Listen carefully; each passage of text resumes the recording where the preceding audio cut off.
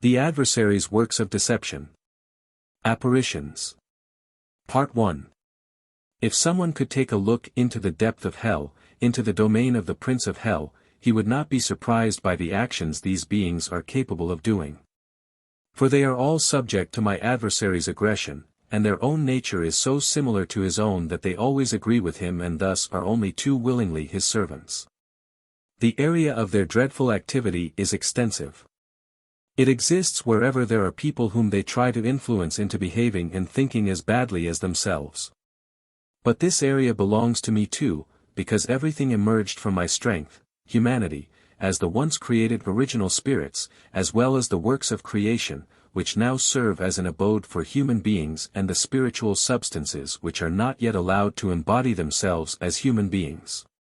Thus, my adversary and his vassals have no power over these works of creations, but they can influence the human being, and they do so most comprehensively.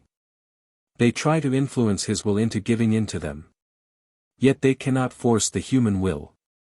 Nevertheless, it is in great danger if it does not resist this corruptive influence. It is in great danger nevertheless not aware of it. For if he could grasp my adversary's and his followers' whole plan and their abysmal evilness, he would be on his guard, he would stay awake and pray. The adversary, however, knows how to deceive people by approaching them as a friend, although he is and remains their greatest enemy and only plans their ruin. Hence, he seeks to offer a person whatever he desires for his human existence. First he entices him with earthly goods and pleasures, and few people are able to resist these temptations. And thus, he succeeds in kindling material greed, and then they are usually already taken in by him. Since they find it difficult to let go of it, they need help and do not approach the one who could help them. But this is not enough for my adversary, because he wants to own people's souls completely again. He even wants to turn those who are almost set to return to me into his servants again. Therefore, he tempts them to commit evil deeds, which force them completely back into his power once more. And his accomplices support him. Their poisonous breath weakens the resistance even where these beings' influences could not penetrate fully.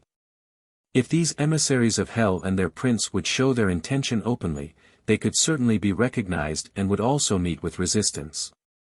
But they work in secret, they hide behind the mask of virtue. Indeed, they do not shy away from using a cloak which is supposed to pretend purity and integrity. And thereby they also win people who are not willing to fall into the hands of their soul's enemy. But these lack watchfulness and fail to send the right prayer in spirit and in truth to me. They have already become too superficial themselves, or they could not be taken in by these deceptions, or they could recognize the enemy in spite of his mask. Their will for good, their desire for me, is not strong enough in those who allow themselves to be deceived. For I will truly protect anyone who does not want to be deceived, and I certainly will not let them be taken in by him if their will remains totally focused on me. My adversary works with cunning and trickery. This is well known to all people, and therefore every person should be watchful and not let himself be surprised by artful trickery.